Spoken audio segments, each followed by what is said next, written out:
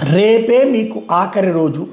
Operation Kagar పెట్టినప్పుడే చెప్పాం, భారతదేశంలో తీవ్రవాదం ఉండటానికి వీల్లేదు, యువతరం నాశనం కావడానికి వీల్లేదు, గిరిజన ప్రాంతాలు పల్లె ప్రాంతాలు బాగు కోసం చేస్తున్నటువంటి పథకాలని ఆపేటటువంటి ఏ శక్తిని అంగీకరించేది లేదు. ఆయుధం చేత పట్టినటువంటి వాడిని బ్రతకనీయం, ఆయుధంతో దేశం మీదన ప్రభుత్వాల మీద ఒత్తిడి తెస్తానన్న వాళ్ళని తుడిచిపెట్టేస్తాం. ఇప్పటికే అనేక మంది మావోయిస్టు నాయకులు లొంగిపోయారు లేదా చచ్చిపోయారు.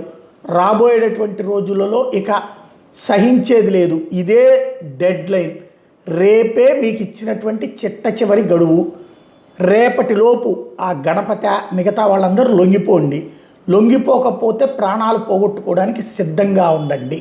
ఇది అమిత్ షా ఇచ్చినటువంటి తాజా వార్నింగ్. అలాగే టోటల్ పోలీసు దేశవ్యాప్తంగా అందరూ ఎలర్ట్ అయ్యారు.